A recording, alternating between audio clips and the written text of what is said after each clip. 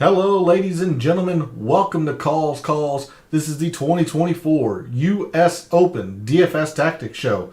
We have a forecast to check out.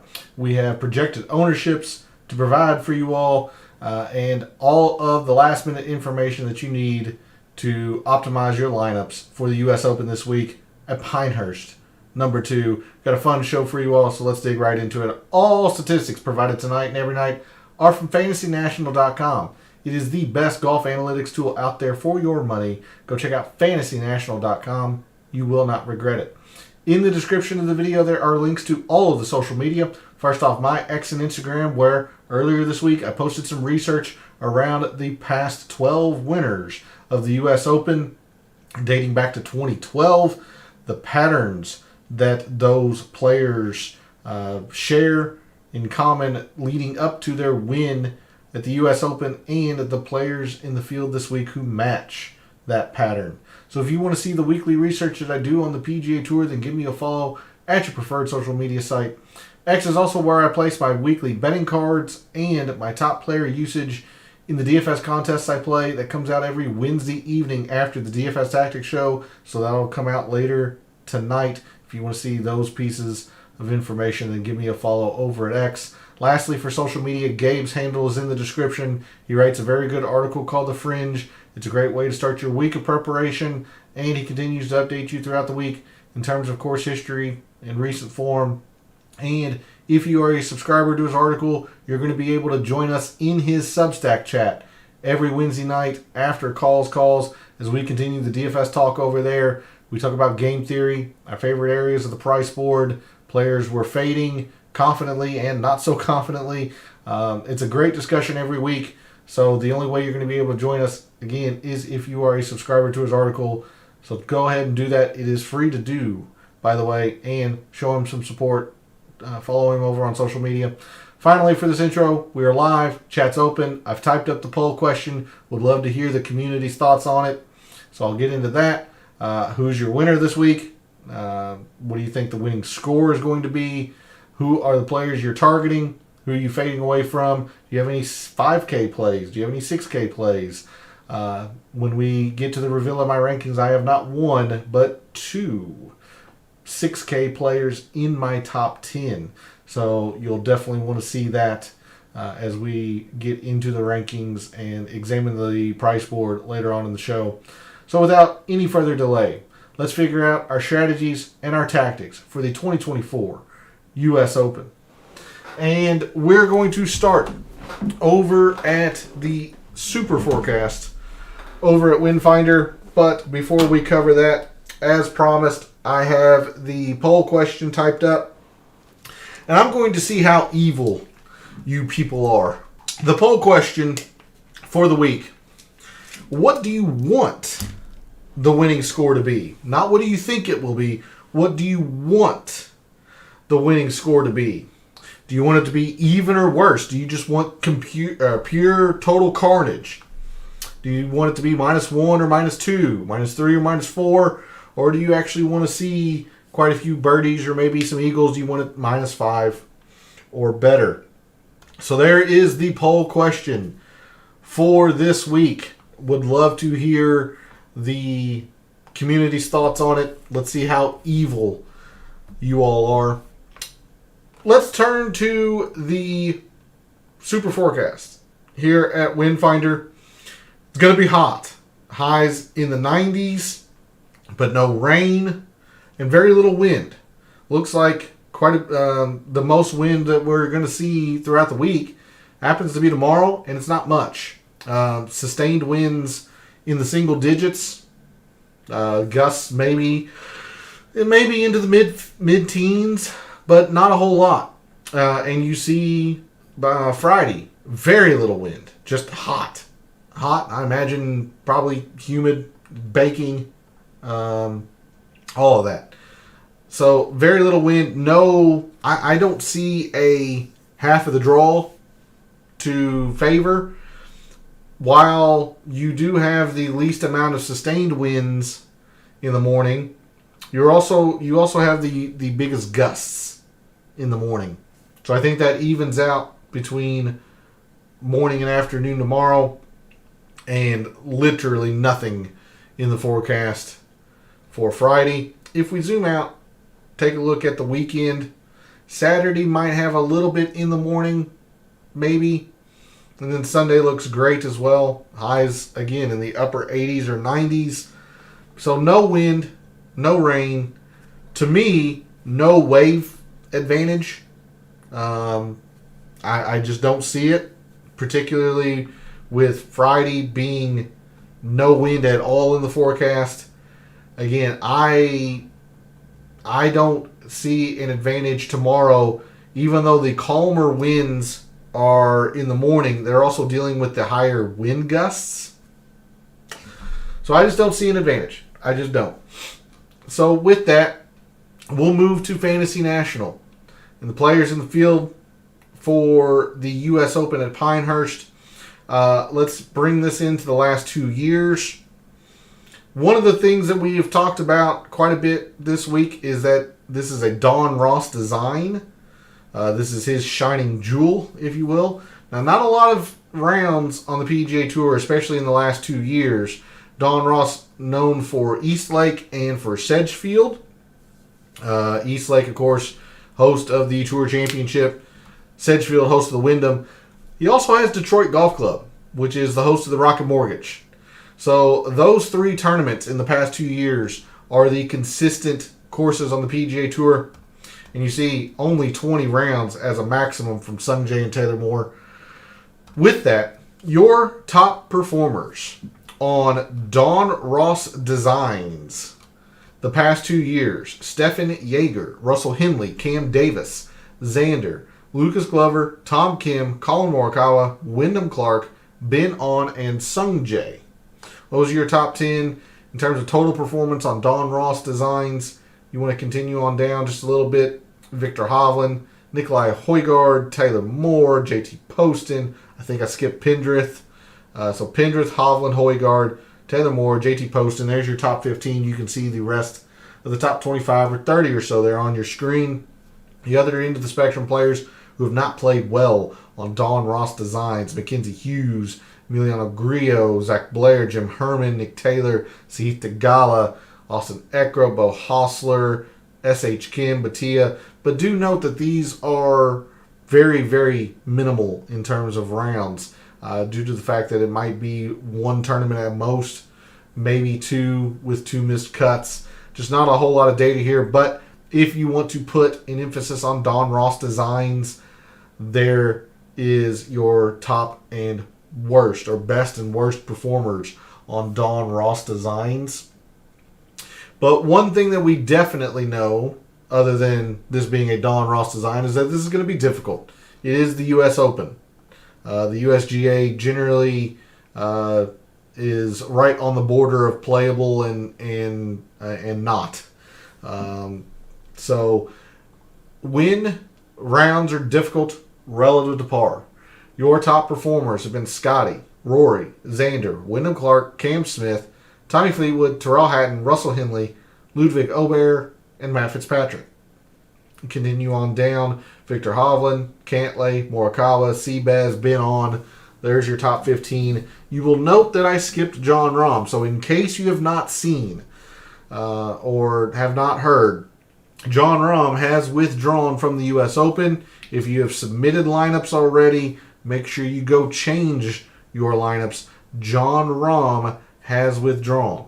So if you have used him or were planning on using him, make your adjustments. Jon Rahm has withdrawn. There's your top performers when rounds are difficult relative to par. The other end of the spectrum, players who have not been good: Nico Echeverria, Harry Higgs, Sung Kang, Ben Coles, Francesco Molinari, Svensson, Eric Van Rooyen, Nick Taylor, Zach Blair. Justin Thomas has not been good when rounds have been difficult, obviously with his struggles 18 months to about 6 months ago. He's played a little bit better, obviously, but has still struggled when it's difficult. Jim Herman, Eric Cole, Berger Knapp, so on down. There's your worst performers when rounds are difficult. All right, with that, that's enough review. Let's just go ahead and get into the mixed condition model. that I've made for the week, and then we'll start talking about the rankings and the price board. So my mixed condition model, I went back a little bit to basics. If you were here last week for the Memorial, you'll note that, or you'll remember, I had about 13 metrics in the mixed condition model. I just really leaned into the difficult relative to par narrative and filter. And while I did certainly play very difficult at the Memorial, I wanted to center myself a little bit. I just wanted to focus on a few key aspects for the U.S. Open. So we start with 5% off the tee when scoring is difficult. I mentioned how these fairways are pretty easy to hit, so I don't think there necessarily needs to be a premium on accuracy. And the more I thought about it, I don't think there necessarily needs to be a premium on distance either, considering that this course is so baked out. It's so fast, so firm. The shorter hitters are going to be able to get run out due to the course conditions. So instead, I just kind of wanted to look at off the tee in general. No emphasis on distance, no emphasis on accuracy, just off the tee in general. But you see it's only at 5%. I didn't want to put a heavy emphasis into this. I do think this is the least important of the 4 shot types this week. 20% in approach.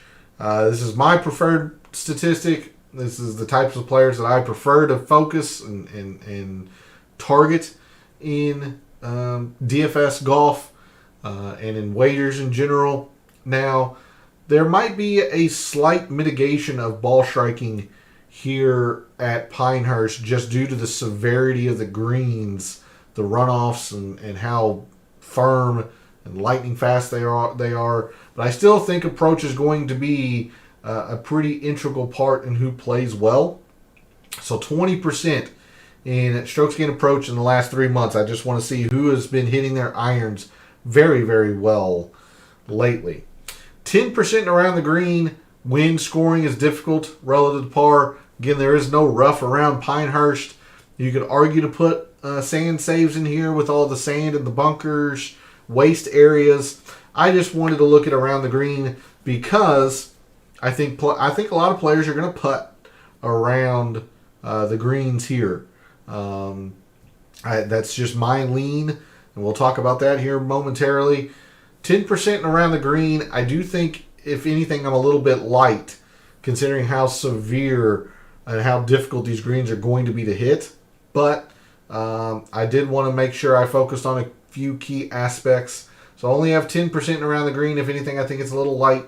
But 10% around the green when scoring is difficult relative to par. 10% in putting on Lightning Bermuda greens. These are obviously Bermuda. They are Champion Ultra Dwarf Bermuda to be exact. And there are a couple of other courses on the PGA Tour that have Champion Bermuda. Sedgefield, actually, another Don Ross design, has Champion Bermuda. TPC Southwind, host of the St. Jude. The Country Club at Jackson, host of the Sanderson Farms, also has Champion Bermuda. But I just wanted to look at Lightning Bermuda greens. This would include places like Sawgrass this past year that were lightning.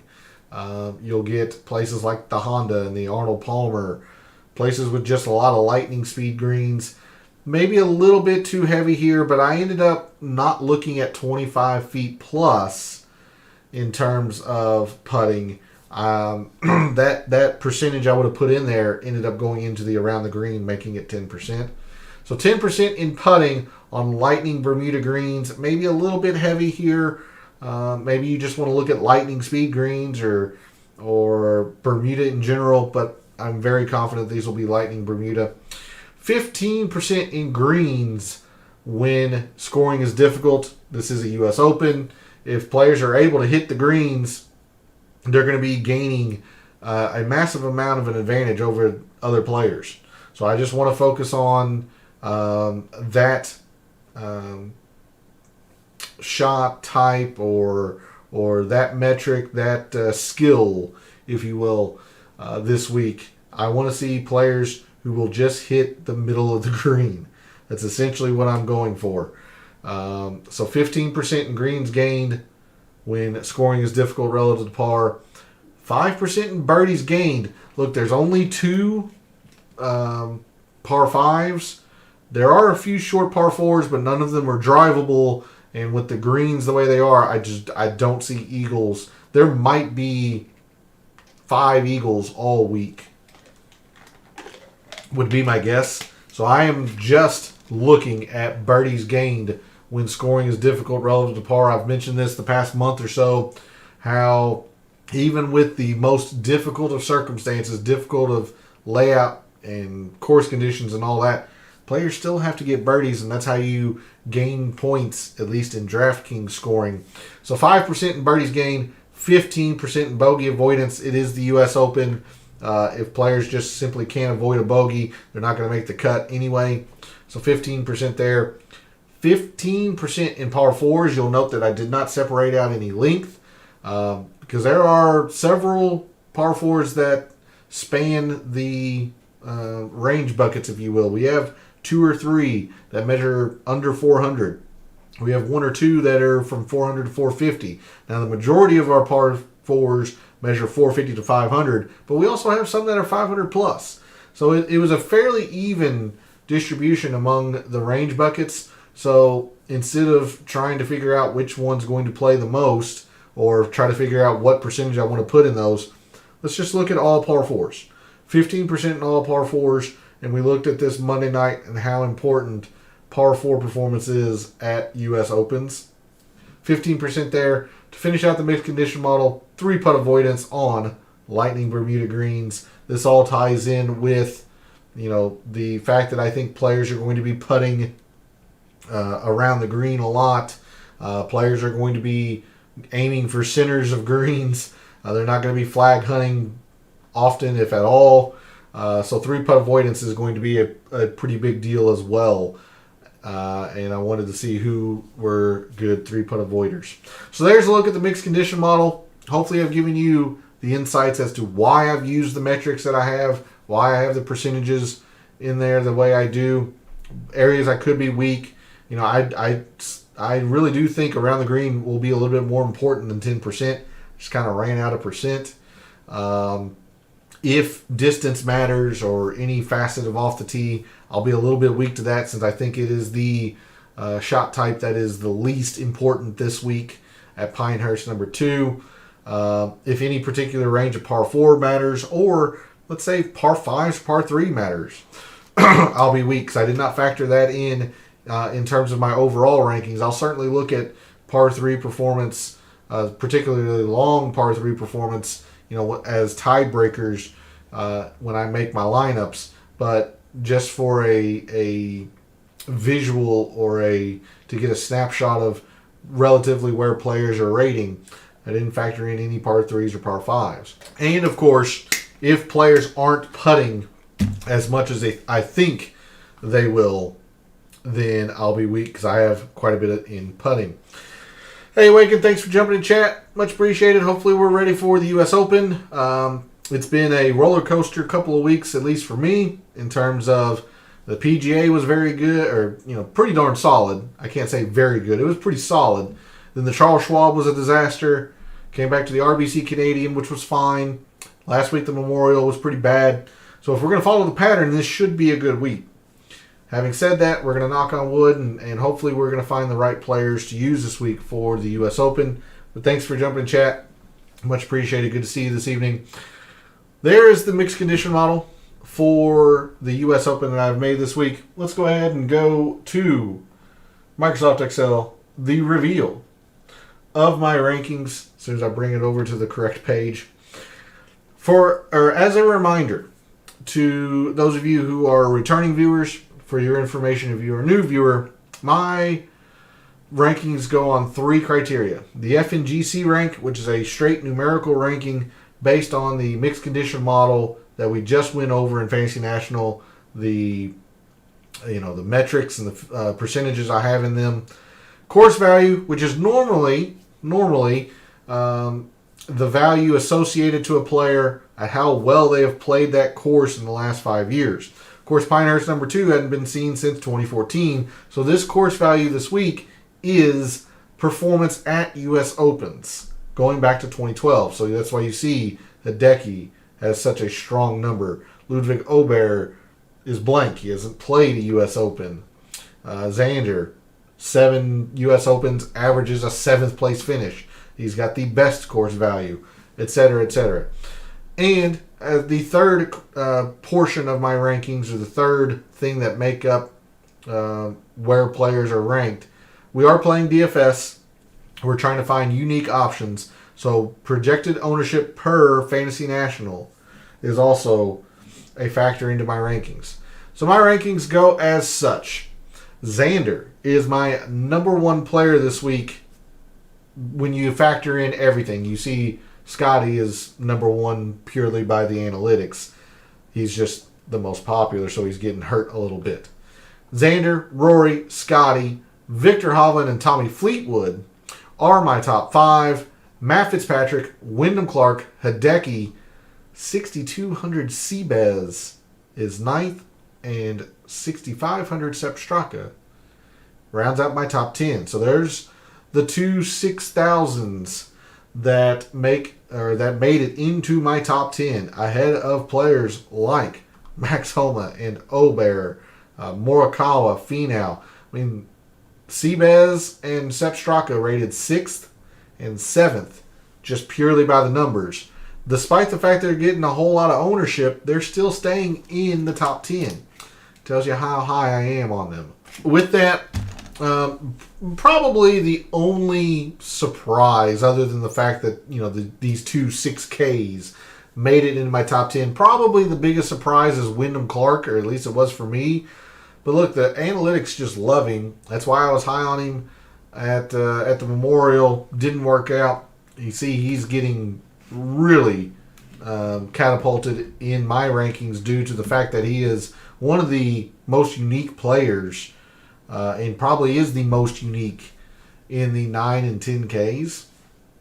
But the metrics love him. I mean, this 46th in approach is his worst statistic of the metrics that we put in the mixed condition model. So despite the lack of results, he's actually played pretty well, especially in the last 3 months. And of course, when we're talking about difficult relative to par, I mean, he is the defending U.S. Open champion. He played the Players extremely well. Yeah, I mean, it wasn't too long ago we were wondering if he's the next coming of Big Game Hunter on the PGA Tour.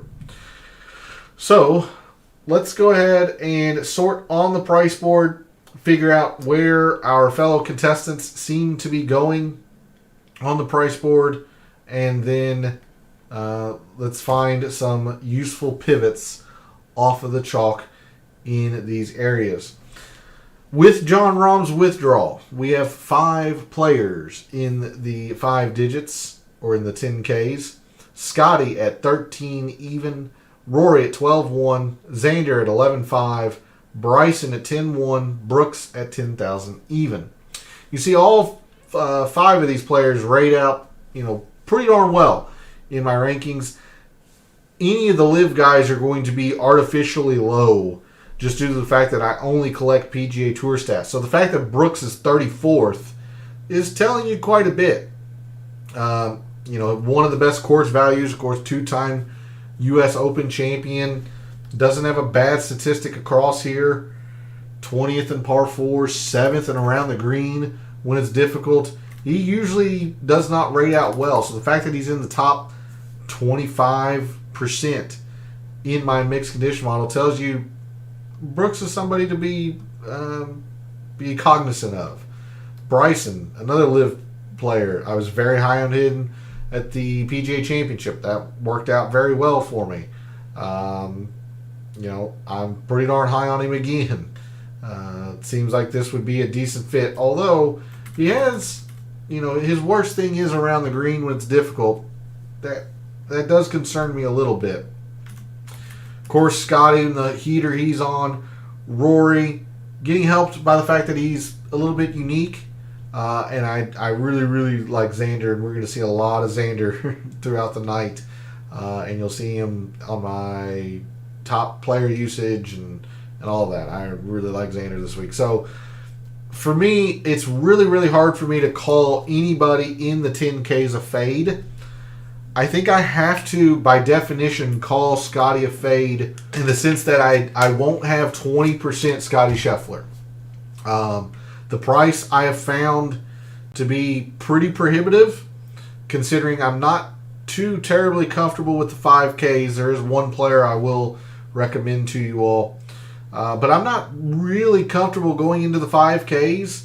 And without that, unless you're willing to double dip in the 6s, maybe even triple dip in the 6s, Scotty gets pretty difficult to fit. Look, all of these are number one, essentially, on the stats. I mean, the first 5 metrics we gather, first. Really, it's the putting on Lightning Bermuda, which his putter's gotten better. So he's actually gaining strokes against the field the past couple of months. That's very, very dangerous for everybody else. Fade him at your own risk. I will fade him because I'm willing to try and gain that much leverage on on our fellow contestants. I accept that this is a huge risk. I just accept that. And if Scotty wins, I'll lose. But I'm willing to take the chance that he might not perform up to Scotty's standards. Maybe he falls out of the top 15. And I'm just going to gain so much by not playing him all that much if he does that. Not likely to happen, but I'm willing to take that chance. So in the 10Ks, I mentioned I really like Xander. Now, I'm not picking him to win by any means, but, I mean, the fact is he's never finished outside the top 15 at the U.S. Open. He's played 7 times. He's averaged a 7th place finish. I just feel like his floor is so high that I am wanting the security of Xander. And the fact that he is not terribly widely owned. I would have thought he'd have been closer to 20% or so. At least members at Fantasy National, if they're up into the 11.5, they're just trying to find that much more for Scotty. It looks like he's getting squeezed a little bit, would be my guess. Because members of Fantasy National, they might be just tiptoeing into the 10Ks for one of these two, or they're going to Scotty. I really do think that Rory and Xander might get squeezed in terms of ownership. So I really like Xander for that reason, on top of all of the other things I just mentioned, his U.S. Open performance, the perceived very high floor. I think Rory's fine. But again, I'm just so very high on Xander that I can see myself squeezing Rory out in ownership. So if you want to be technical, I guess these two are fades. I know Scotty will be, because I won't have 20% of Scotty. I'm going to have him. Don't get me wrong. I'm definitely not going to full fade Scotty, but I'm just really high on Xander. Scotty's price I feel is prohibitive because I don't want to go into the 6Ks more than twice. And the fact that I'm not in the 5Ks, which we'll talk about, means that it's really hard to build Scotty lineups. Bryson's fine. I'll use him. I'll be happy if he's 13%. I think he'll be a little bit more than that. Brooks is fine. He's always going to rate out the lowest for me since he moved to Live. It's a U.S. Open. It's extremely difficult. You gotta be cognizant of Brooks. So in the 10Ks, I'm going to go Xander number 1. Probably go Bryson second.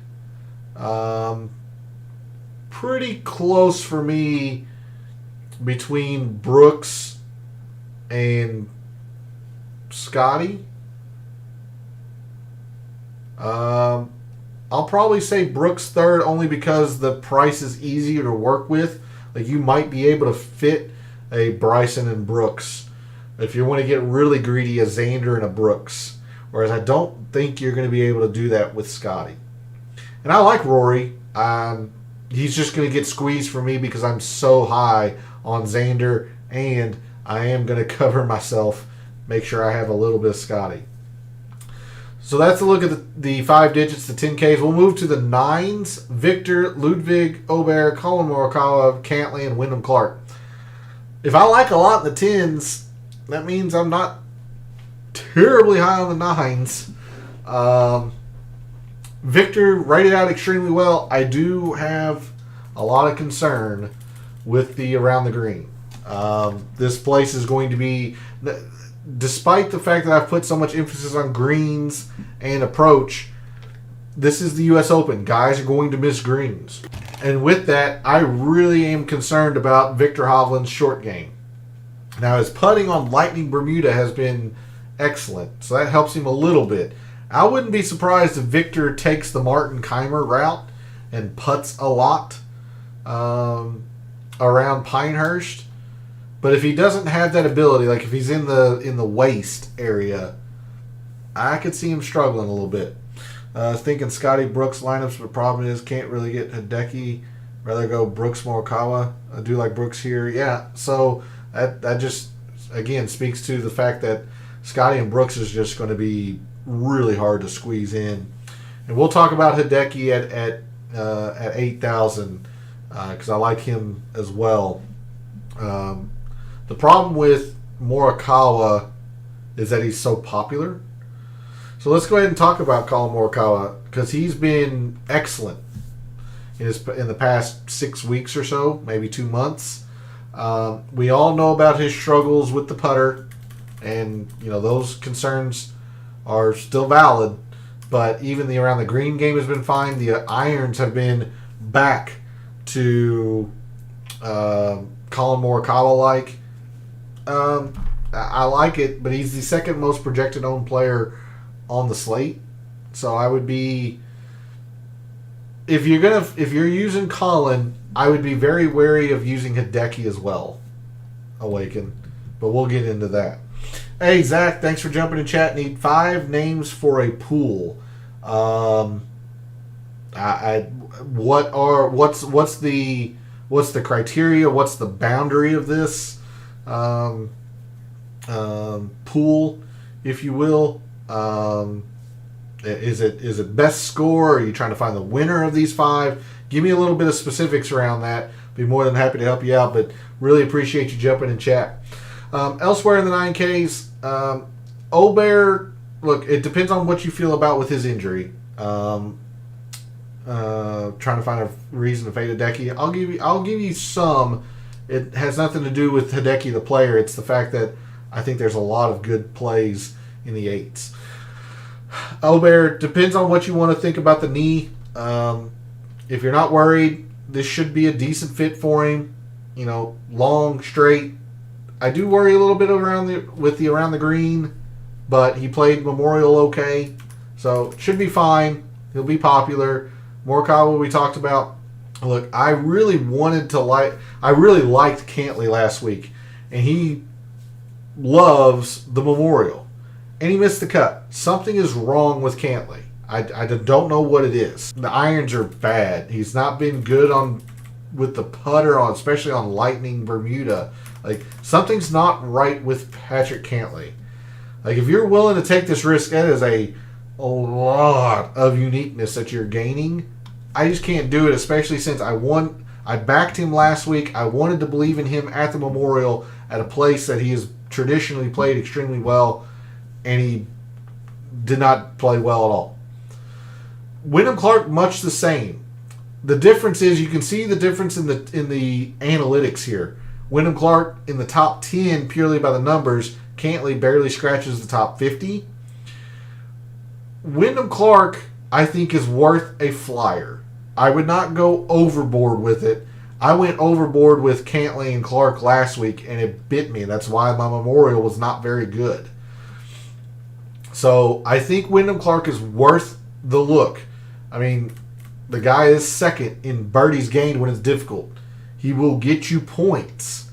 The problem is, will he avoid the bogeys enough?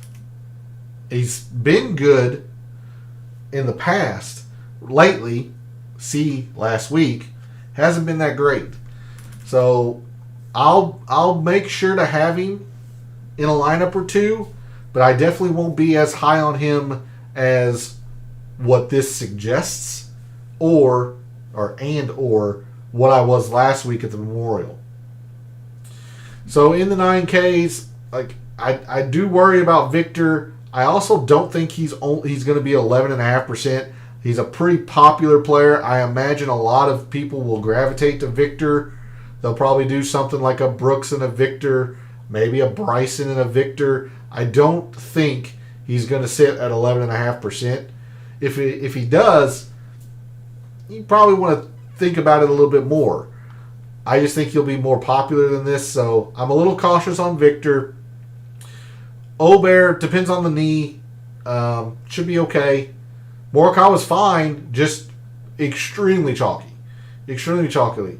So if you're going to go Colin Morikawa, you've got to find some uniqueness, whether you're dropping into the 5Ks or finding some uniqueness elsewhere. Like I mentioned, Awaken, Colin Morikawa and Hideki are going to be way too popular to put in a lineup together, I think. So from Zach, best total score as a team win, so I can pick anyone in the field. They have to make the cut, no boundaries. So that right there, meaning that they have to make the cut. So one last question before I give you some names to consider. Like if you have one player miss the cut, are you eliminated? Similar to what Rob Bolton does in the contests that he posts on Twitter or X or whatever. If that's the case, then yeah, I can definitely help you with that. Yeah, okay, perfect. So, for me, I don't know how you don't start this with Xander. I really don't. Just because of the safe floor that he has. He might not be the tournament winner, but I'm just extremely confident that he's going to play well. God, it's really hard not to pick Scotty in this. 5 names that won't miss the cut. With that being the case, I'll go Scotty, Xander. This won't be unique by any means. I imagine, depending on how large your pool is, I imagine this will be pretty common.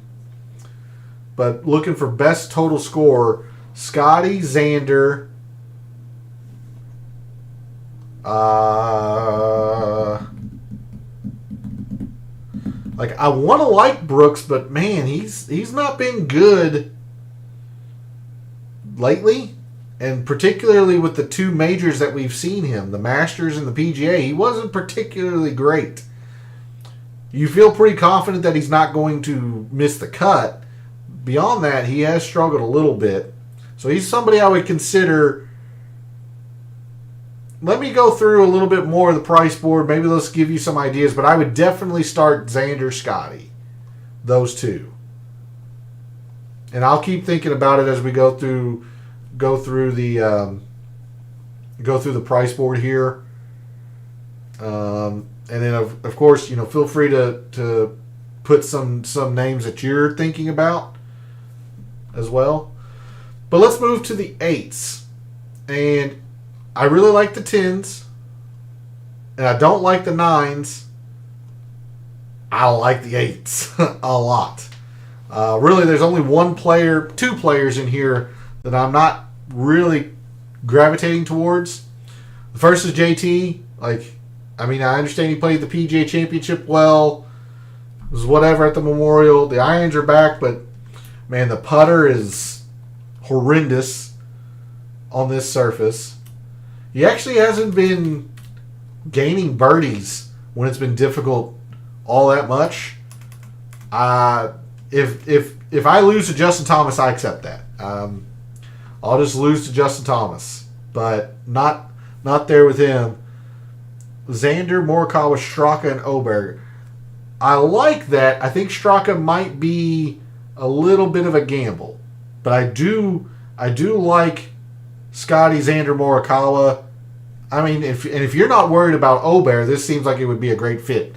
So if we're going to try to find some unique, maybe if you're trying to find uniqueness in that office pool, let's see if we can't find somebody on Straka Even though he did rate out 10th for me, I do have one big concern with him. But I do like I like your concept there. The only other player in the 8s that I'm not really gravitating towards is Will Zalatoris. Look, I just don't know how healthy or if he's completely healthy. The par 4s have actually been pretty bad too. The putter is always scary. It can be good, but it's generally scary. So those are the two players that I'm not on in the 8Ks. Everybody else, I really, really like in the 8Ks. Talk about Cameron Smith. Like, he is one of these live players that will rate out a whole lot lower for me because I don't collect live stats. The irons weren't good at the Masters and the PGA. But my goodness, you're talking about a tournament and a course that really emphasizes around the green. Hello? Cam Smith is that guy. Again, the off the tee could be worrisome, but I do think it is the least important shot type of the major 4 shot types. I really like Cam Smith. So, for example, Zach, I think I would, me personally, if I was doing this office pool, I would probably trade Obear for Cam Smith because I just think Cam Smith fits here. But I think Oberg's fine as well. I really like Cam Smith. I am going to be extremely overweight on Cam Smith. You're going to see him on my betting card. You're going to see him in a lot of my lineups, or at least the top player usage whenever I post that to social media later tonight. Really like Cam Smith. Homa's fine. If he's indeed 7.5%, that's a very good bargain on a good player.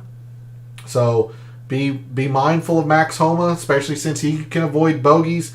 The issue with Max Homa is, like I've mentioned this week, his major performances have been really bad, and then he's played well this year. Masters, he played really well. PGA was fine. He's been really, really bad at the U.S. Open in the past. That is a concern. So until he proves it, you might want to take a wait and see approach on Max Homa. But he has played better. Fleetwood is going to be good. Probably can pencil him in for a top 20, but he's going to be very popular. So that's why I'm going to Cam Smith, because I think he's going to be much less owned than Tommy Fleetwood. But Fleetwood's a fine play. And Zach, you mentioned Fitzpatrick. I think that's a fine play as well. None of the metrics that we gathered here are pink or red. 5th in bogey avoidance, 6th in around the green when it's difficult, putts lightning Bermuda very well, 1st in 3-putt avoidance. Matt Fitzpatrick is a fine choice as well. So in the 8Ks, let's go ahead and talk. Like, Finau's fine as well. I do worry a little bit about the bogey avoidance with Tony. And Hideki, 3rd most projected owned player in the slate behind Scotty and Colin Morikawa. Everybody likes Hideki. It's fine. Probably a good play, but just extremely popular. So because of that, I'm going to be off of Hideki a little bit. I'm sure I'll have him. I'll be off of him a little bit. I talked about Homa. It's fine.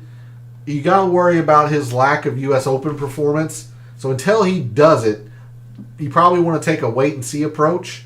Having said that, he had never played the Masters very well, and he, top 5, top 10 did this year. So if he truly is 7.5%, that's a very good bargain on a player the quality of Max Homa. I am worried about his U.S. Open past performance. So in the 8Ks, no Thomas, no Zalatoris, and I'll be using at least a little bit of everybody else in the 8Ks. I'm going to be extremely overweight on Cam Smith. I'm extremely high on him this week. Moving into the upper 7s, again, a few players here that, I don't mind. Hatton should be fine. Shane Lowry, anytime it's tough, you want to think about Lowry. I'm actually out on Sahith Theegala. The irons have been better, which is surprising. But he doesn't hit a lot of greens. He hadn't avoided bogeys, and he's supposed to be an around the green type player. And his around the green game has been really bad lately, particularly when it's difficult. So Sahith Theegala is a full fade for me. If he plays well, I'll lose. I'm out on Cam Young. No thanks. Just show me some kind of form before I go to you. Spieth, kind of like Zalatoris. I don't even know if he's 100% healthy. This should be a good fit for Jordan Spieth with his around the green majesty. But the irons have been really bad lately. Like, I don't know if people realize how bad his irons have been lately. So I'm off of that. So Hatton and Lowry in the upper sevens, it's fine. But I love the eights so much that I'm just not up here much. Moving into the low sevens, somebody mentioned Minwoo Lee. I like it. The irons are worrisome, but I do like Minwoo Lee, particularly the fact that he's 2 for 2 at U.S. Opens, average finish of like 16th. He putts Bermuda, particularly Lightning Bermuda, very well. So I do like Minwoo Lee. I do think he might be a little bit popular. I think he might rise into the 10 to 11%. If he doesn't, great. I would fire him up. No thanks on DJ. He just seems disinterested anymore. If he plays well, I'll lose. Whatever. I like Tom Kim. Normally, I try to focus on Tom Kim when it's shorter, but I mean, he's played very well lately on some long and difficult courses. So, I guess I'll back Tom Kim, which means you probably should jump ship. But I'll back some Tom Kim. I think it's probably a decent fit. I really like Sam Burns this week. I really like Sam Burns a lot. It's Bermuda Burns, one of the best putters on Bermuda. Irons are fine. I'm not worried about the off the tee. I think it's mitigated here. Avoids bogeys fine, or plenty enough. I think the greens will be fine. And if he does miss greens, he's actually pretty good with his short game. So I'll be extremely overweight on Sam Burns. If Cam Smith at 8,700 does not play well, if Sam Burns at 7,200 does not play well, I will lose. I'm going to be extremely overweight on those two guys. Corey Connors rated out extremely well. I am quite worried about Connors, much for the same reason I'm worried about Victor Hovland. These guys are elite ball strikers, no doubt about it, but they're going to miss greens. It's the U.S. Open. And you see Corey Connors' U.S. Open course value or tournament value is bad. He is not a good short game player. Now, the around the green has gotten better, but it's still not good. He is not a good putter. I don't want any part of Corey Connors this week. If he plays well, I'll lose. No thanks. Sung Jae's probably okay, but he's getting some ownership now that he's played well. So I hope you jumped on Sung Jae, at the Memorial, and was it maybe the PGA he played okay, because he's starting to get some ownership now, and I think we might have missed our chance. Fortunately, I used him a lot at the PGA or at the Memorial when he was really good. So that's a look at the low sevens. I'm much more in the low sevens than the upper sevens. I have my concerns awakened whether Minwoo will truly be a pivot. I do think he might get upwards of 10%, but if you don't, yeah, I think it's a pretty good fit for him. Moving into the approach, yeah, I'm not. He's better with irons than this. I'm not terribly worried about it, but it could be a concern. Moving into the sixes, there's quite a few players in the sixes I like. Let's start with Russell Henley. Yeah, he's going to be extremely popular, but probably for good reason. The only thing that's holding him back is the putter. 12th in approach, top 25 in greens gained, top 15 in bogey avoidance. I like a lot with Russell Henley. I just don't like the ownership. You can take a look at Adam Scott. I mean, the guy just generally plods along in U.S. Opens. It might not get you a top 10, but, probably pretty safe to make the cut. So that's somebody else you could maybe think about, Zach, if you wanted a lot of uniqueness. I don't think a lot of people are going to be looking at Adam Scott. He's generally pretty safe in a U.S. Open. Noren's fine. Going to be a little bit popular. I like Siwoo. I like Siwoo quite a bit. Adam Scott has hurt me in recent weeks. Some top 10 when no one plays. I'll be using a little bit of Adam Scott. Don't worry. I'm not going to say that I'm going to be massively overweight on him, but I'm going to make sure I have him in some lineups. You mentioned Keegan. He's played well. I have some concerns. The irons are fine. Doesn't avoid bogeys particularly well. And I generally look at Keegan on bent. Although his Lightning Bermuda has been pretty solid, I generally look at him on bent. So the combination of my concern with his bogey avoidance and the fact that he is getting some attention as a 6K makes me a little bit cautious. I'll use him, but I'm not going to have double exclamation point on Keegan because I don't think he's going to be as unique as you think he will be. Elsewhere in the upper sixes, take a look at Dean Burmester. His U.S. Open performance is not great, but he's in pretty good form lately. At least, from the PGA, he played extremely well. Whatever live results you want to focus on has been okay. I like Dean Burmester. He should be pretty unique. You can take a look at McCarthy for the simple fact that he is 3 for 4 in U.S. Opens. If you're talking about short game and scrambling and pars being good scores, hard to ignore one of the best putters in the world. But the irons are scary. Because of that, the greens aren't good. So, take what you will with that. The person I want to highlight in the upper sixes, at least, is Harris English. And I understand he rated out at the bottom for me. 120th out of 156 players. Look at this course value. The guy is 8 for 8 in making the cut at U.S. Opens since 2012. 8 for 8. Now, having said that, I probably just jinxed him, but there's something to be said about consistency in very difficult conditions. Around the green, really good. He's from Georgia. He knows how to putt Bermuda. Par 4s are fine. I'm playing a little bit of Harris English. I'm not going overboard with it, but I'm playing a little bit of Harris English, knowing that he's 8 for 8 at U.S. Opens. This is his kind of tournament. Just plod along, make your pars, make a birdie or two, and you'd be fine. So I like Harris English.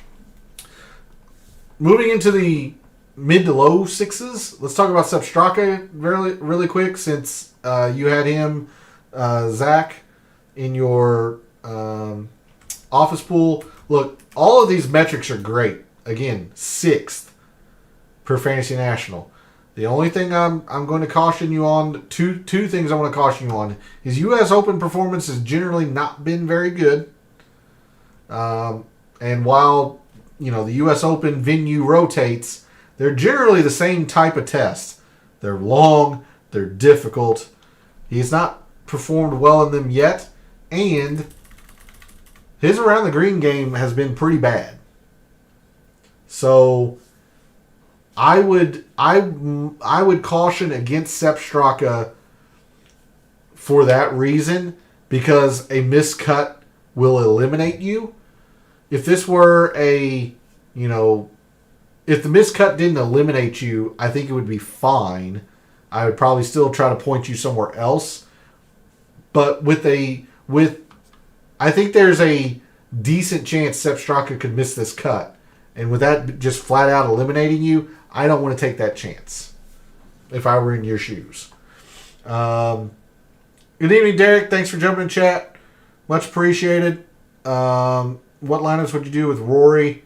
getting, and I think you'll be extra motivated. Whatever narrative you want to use with that, we haven't made lineups just yet. We'll get into that here momentarily. We still got a little bit of the 6s and the 5Ks to talk about, but we'll make lineups after that. I got to admit to you, Rory is a fade for me only because of who else is around him. He's just getting squeezed out for me. Part of that is the price. Part of that is the players around him. I like him. He rated out second for me. He's just getting squeezed because I want to make sure I have some Scotty, and I'm really, really high on Xander. But good to see you in chat. Thanks for jumping in chat there, Derek. Much appreciated. Elsewhere in the low 6s, Glover is always going to rate out well for me because I always focus on irons, and that's his game. What about Rye? Rye is going to be very, very popular. Rye is going to be very, very popular. And yes, that putting is oof. Oof. So I think it's a fade because of the ownership and the putter. Good evening, P. Thanks for jumping in chat. We got a full house. Much appreciated for you jumping into chat.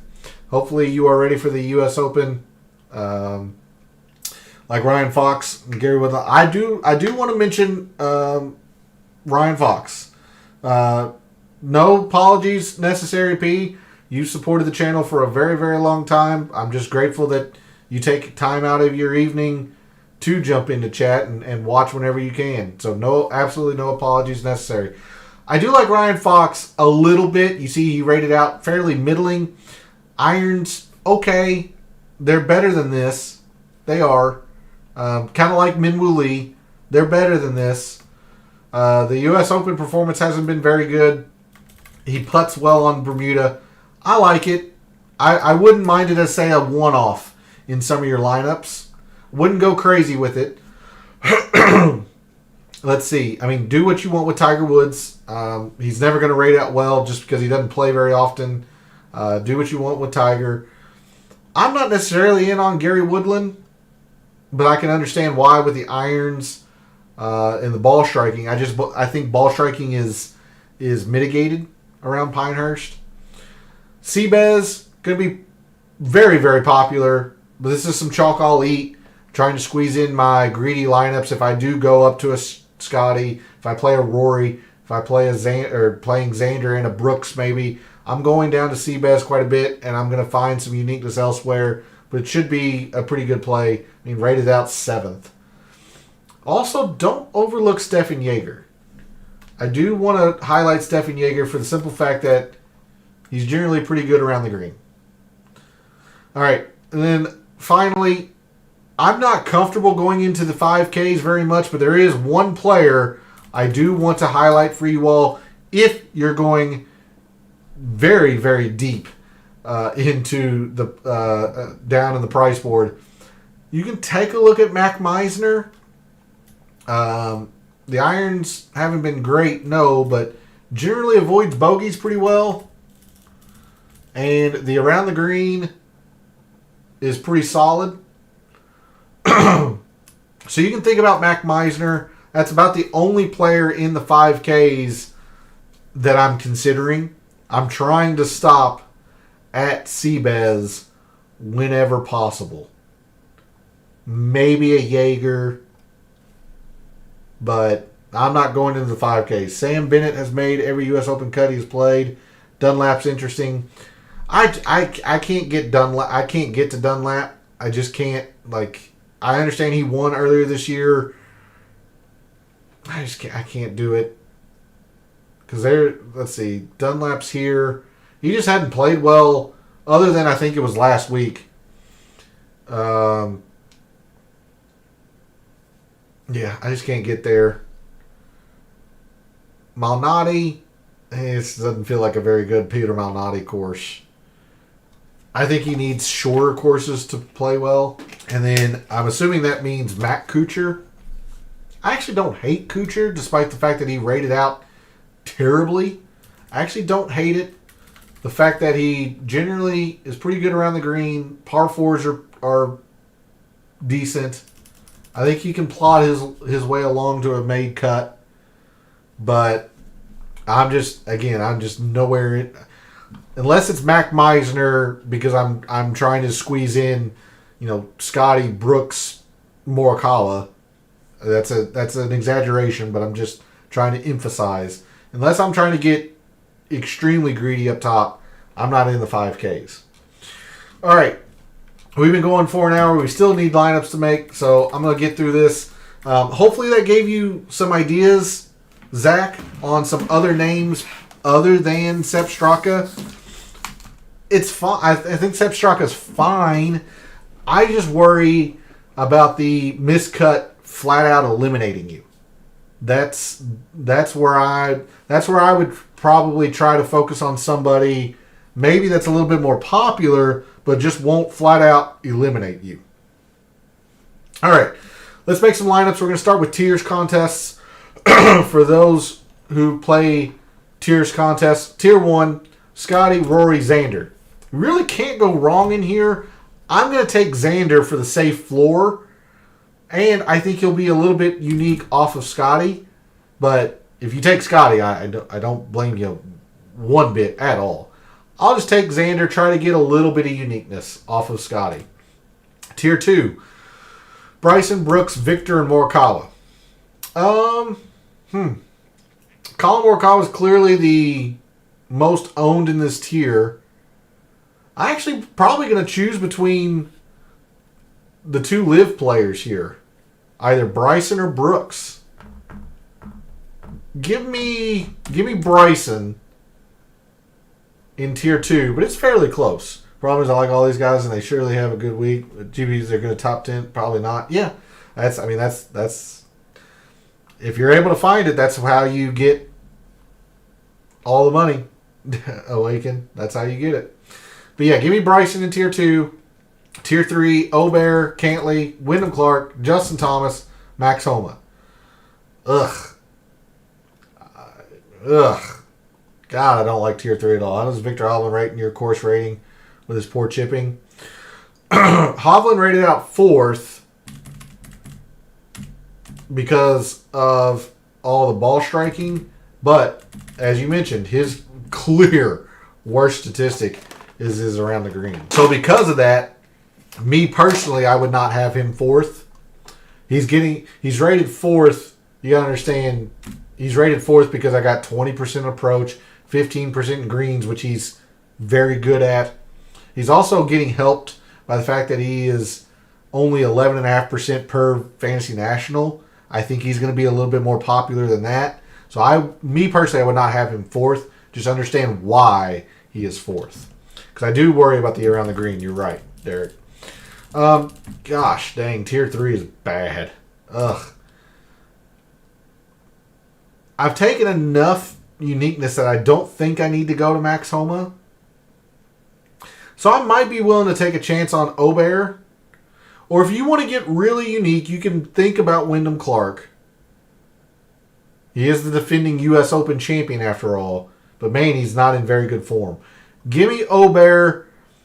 If you went maybe Scotty in tier 1, or maybe you went Morikawa in tier 2, you might think about Wyndham Clark in tier 3, but because I went Xander and Bryson, I can afford to take a little bit more chalk. I'll take Obear in tier 3. Tier 4, Cam Smith, Tommy Fleetwood, Zalatoris, Fitzpatrick, Finau, Hideki, and Hatton. As much as I hated tier 3, I love tier 4. But give me Cam Smith. We're going to see him on the betting card later this evening. You're going to see him in a lot of my DFS lineups, or maybe at the top of my player exposure. Love me some Cam Smith. The only player that I would not be inclined to take in tier 4 is Zalatoris. Literally everybody else. Cam Smith, Fleetwood, Fitzpatrick, Finau, Hideki, and Hatton, I'd be happy to roster in a tiers contest. But give me Cam Smith in tier 4. Tier 5, Spieth, Lowry, Tagala, Cam Young, J-Day, Dustin Johnson, Minwoo Lee. Well, no thanks on DJ. No thanks on Cam Young. And Sahith Tagala is one of my fades for the week. So already we're between Lowry, Spieth, and Minwoo Lee. Or J-Day. I didn't talk about him when we went through the price board. It's really about the irons. He is one of the worst, and I mean literally one of the worst rated irons in this field. Everything else is pretty solid. Spieth, I just don't know if he's fully healthy. Because his irons have been pretty bad too. And despite his short game wizardry, you look at the around the green, at least recently when it's been difficult, not great. Which again could be the fact that he hadn't been fully healthy. So I think I'm off on Spieth. Because the irons have been really bad. Really bad. So in Tier 5, I guess I'll go with Minwoo Lee. But if you have a strong feeling on a Spieth, if you have a strong feeling on J-Day, go ahead. Even Lowry, for that matter. Even Lowry should be fine. Lowry just doesn't putt Bermuda very well. But anytime it's difficult, it should be okay. Like, he's generally okay when it's difficult. Despite the fact that he shot a Nick number. Because that's about what I would shoot on a regular course. Because it was bad. So yeah, Tier 5. I'll go Minwoo Lee. I don't hate J-Day. Shane Lowry's fine. If you have a strong feeling on Spieth, okay. But no thanks on DJ. No thanks on Cam Young. No thanks on Tagala. Lastly, Tier 6. Sergio, Tiger, Phil Mickelson, Webb Simpson. What is this, 2005? Svensson, Keimer, and Molinari. This is all 2010 all over again. Why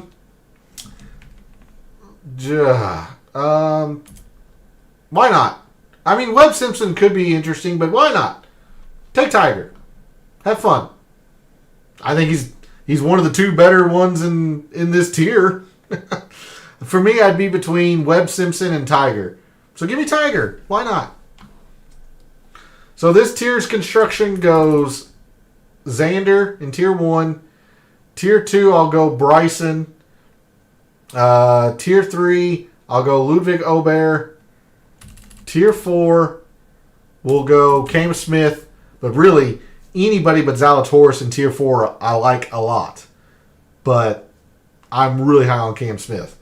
Tier 5, I will go Minwoo Lee. In Tier 6, why not? Because I never play him. Let's go with the big cat. Why not? All right. Let's start making some classic lineups. Figure out where our fellow contestants are going in the big GPPs and how we can maneuver around all the chalk. So the first question you always have to ask yourself, are you playing Scotty or are you going to avoid him? So let's make two lineups, one with and one without Scotty. Scotty, and then in the 6Ks, we've got a couple of options. Seabez at 15% per Fantasy National, so this could be different, but Seabez at 15%, Aaron Rye at close to 12, Sepp Straka close to 13. I'm going to go to Seabez, and I love Seabez this week. I'm going to be using some Seabez, but combining Scheffler and Seabez is going to be pretty darn chalky, and I imagine this is some of the problem with going to Scheffler. You might have to do a double six. Maybe this is Aaron Rye, Sepp Straka. Maybe they come up to a Keegan or an Alex Noren at 6,900. Either way, you're going to have to double six if you're going to Scotty, I think, unless you just completely overload the low sevens. But if our fellow contestants are going into this double six with Scotty, now they've got some wiggle room here. They don't have to go to a Sung Jae. They can come up to Hideki at 8,000. Gosh dang it. They can come up to Hideki at 8,000. Finau fits. Tommy Fleetwood would absolutely fit in this. But let's try and see if we can't get a Colin into this. Colin, just to highlight the absurd, ridiculous amount of ownership that these two players are gathering by themselves. Look at that. Close to 20% on both of them. So they're going to have to jump off of this a little bit, considering I'm trying not to give them 3 6Ks. I'm just highlighting the insane amount of ownership that these players are generating. Instead of Morikawa, let's go Tommy. Tommy Hideki and then 78. Hatton's not getting a whole lot. Burns, maybe they come down to Sungjae. That leaves them 792. Cantley's no. Cam Smith maybe. Yeah. Well, Hideki is the most chalky. Yeah. Whatever. This leaves quite a bit on the table. Maybe they don't use a double 6. Maybe they move off of Sungjae, come up a little bit to a Sam Burns maybe. But there's a 16.5% projected match in your GPPs. This lineup is going to get duplicated a bunch just because of Scotty and Hideki and Seabez. Sepp Straka is not all that unique either. So I like all of these players, really. You just can't put them all together. That's the moral of the story here. If our fellow contestants aren't going to Scotty, it looks like maybe let's try to build a balanced lineup here with Colin. We use Tommy, so let's not do that. Let's go Fitzpatrick, Hideki. Shoot, we can go do even more than that. This is Tommy. This is Hideki. At the bottom of this would probably be Sam Burns. Yeah, I mean, you can go Tony Finau even. And 88. Cameron Smith. Like, I went a lot further down just trying to highlight the Colin and Hideki route. But 15.5%, I mean, that's going to be pretty popular as well. More than likely, this would be something to the effect of like Brooks, Colin, Fleetwood, Hideki, of that nature. So more so probably looking like this. Brooks, Colin, probably can squeeze in one more other than Hideki. Sam Burns. They might drop into the 6. Yeah, they might drop into the upper 6s maybe for like a Keegan or an Alex. Alex Noren's getting a lot too. This again is Sam Burns, Sungjae. Let's throw Sungjae into this, I guess. 86, 100 off of Cam Smith if you think that he's going to be playable. Another 16% lineup here. Just horribly popular. Not going to be able to combine these guys in these lineups if you want to rise on your big GPPs. Now, if you're playing 50-50s or the payout structure is the same whether you finish first or barely make the cash, then some of these lineups might work. But if you're really trying to gain a whole lot in these what I call general GPPs, the price structures that are so top heavy, you're just not going to be able to climb in those with all this ownership.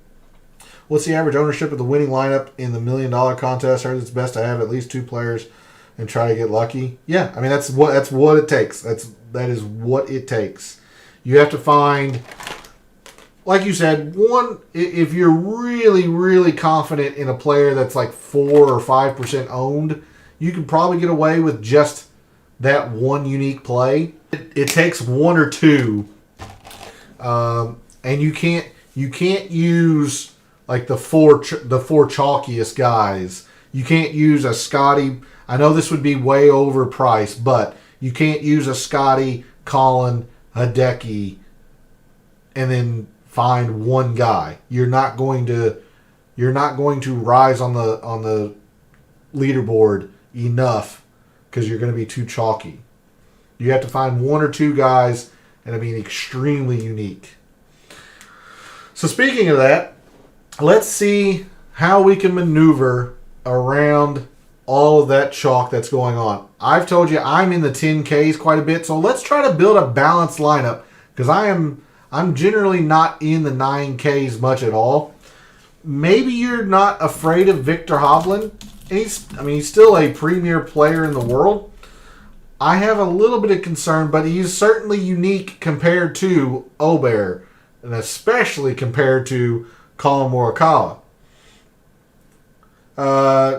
No, I am not taking Patrick Cantlay at all. Hey, Gabe, thanks for jumping in chat. As you can see, it's running a little bit over. We've got a full house this evening. So thanks for jumping in chat, and thanks for providing that ownership there, Gabe. And just for anyone who is watching, if you're not following Gabe over on social media, you really are missing out. He writes a very good article. His social media handle is in the description to the show. So if you're not following him and subscribe to that article, I highly suggest you do so because he puts up a lot of good stuff. Let's try to complete this balanced lineup here real quick, and then we'll make the lineups that I've been building. So we'll go Victor.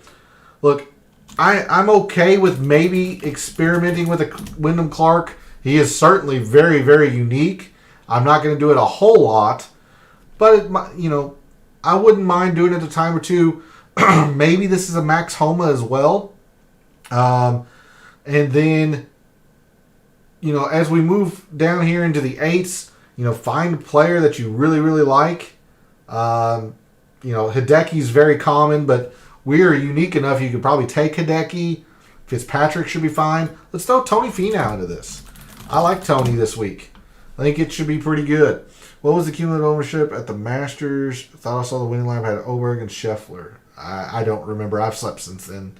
And then here, we don't even have to even flirt with the sixes at all. Let's do like a Tyrrell Hatton, who should be pretty good. A couple people mentioned J-Day. You can actually throw him into this. And you're at 7,900. Like, maybe you're not afraid of Spieth. I'm not there. Minwoo Lee is an option. Like, you're leaving quite a bit of money on the table with this, but I'm just highlighting here how unique you really can get off of some of these other players. I understand Wyndham Clark is not in great form. I'm just highlighting the uniqueness here. You got plenty of money to play with. Maybe you bring this up to Colin Morikawa. Even so, you're still only at 11%, which is acceptable. You're going to get duplicated more than likely with this lineup, but not to the extreme that we saw 16%, 15%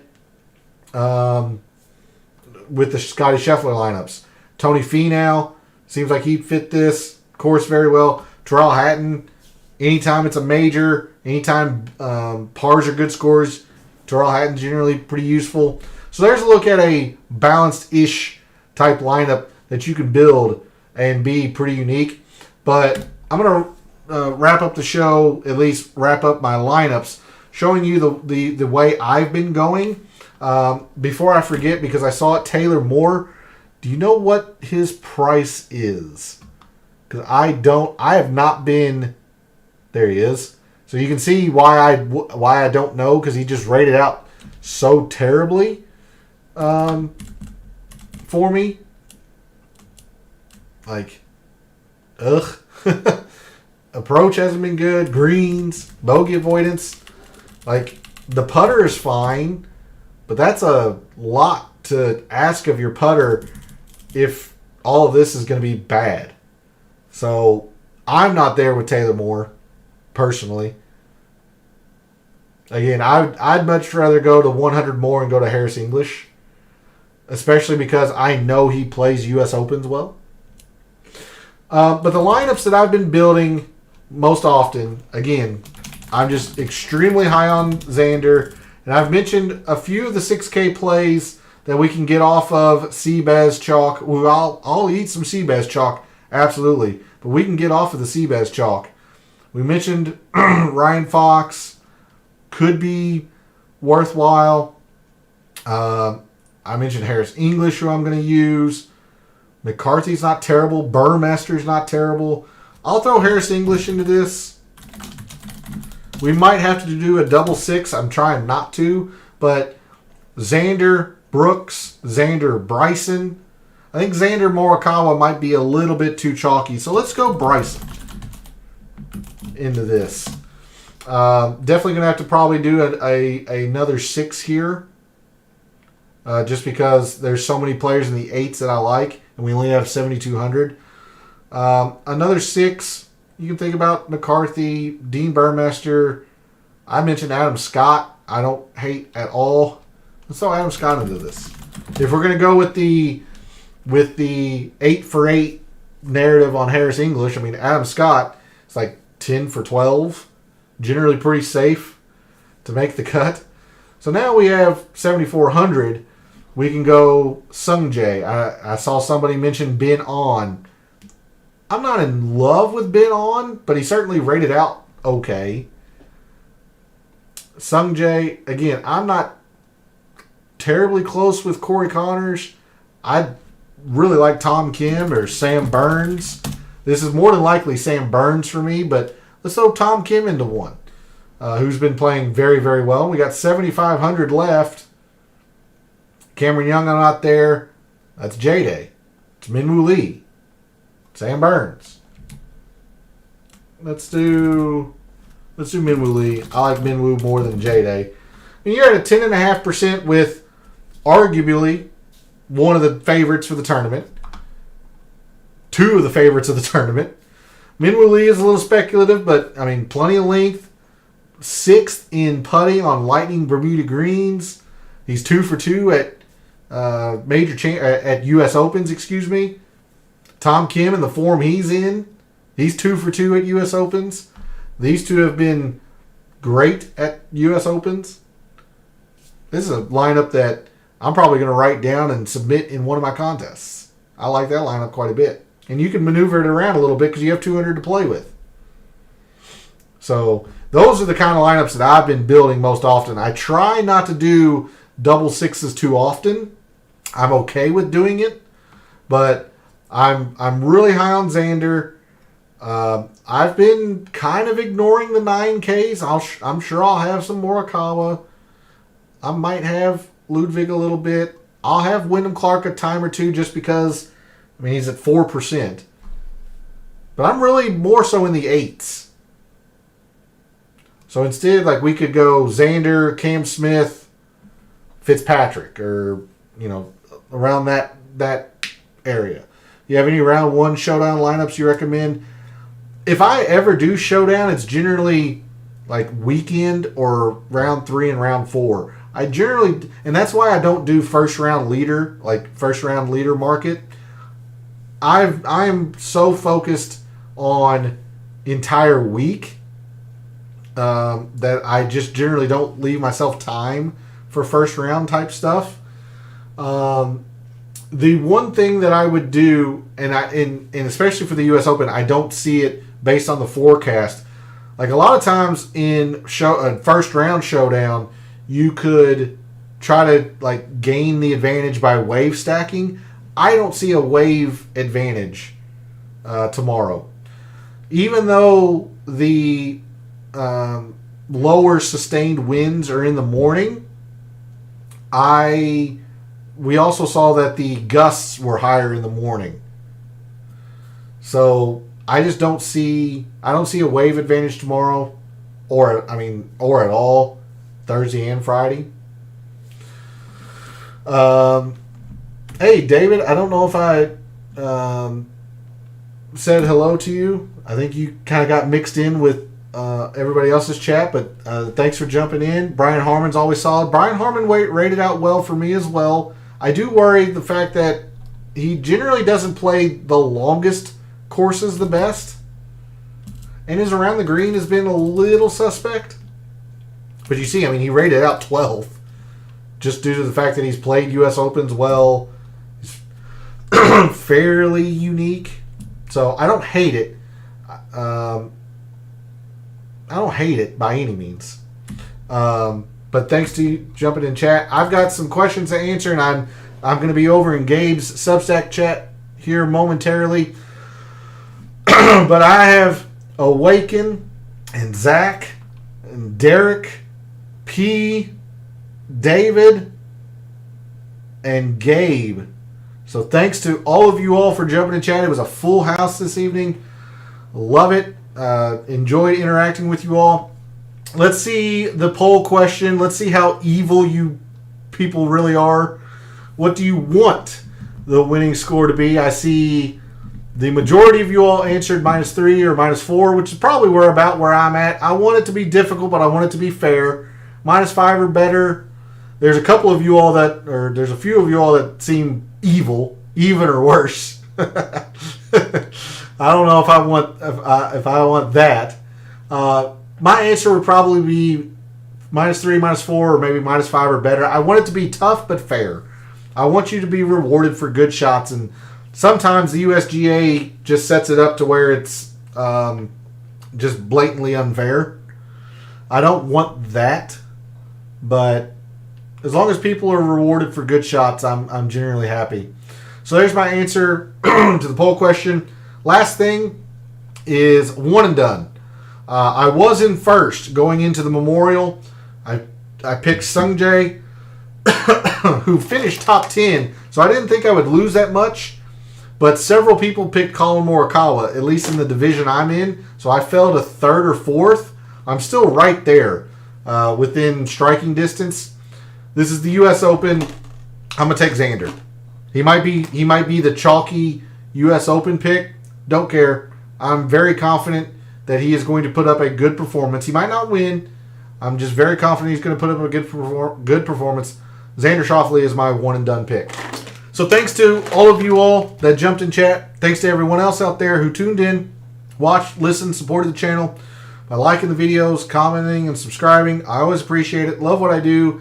Taking an in-depth look at sports statistics, giving you a statistician and data analyst's view of what he sees, and trying to help us all win a little bit of money in the process. Some weeks I do, some weeks not so much.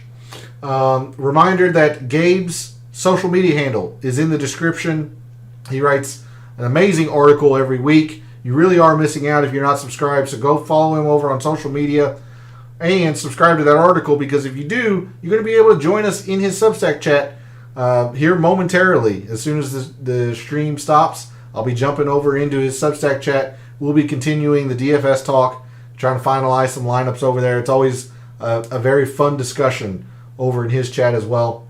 So thanks to everyone for all the support, for all of the wagers you have made for the U.S. Open, for all of the DFS contests you play this week for the U.S. Open, for this weekend and every weekend. May all your bets be profitable.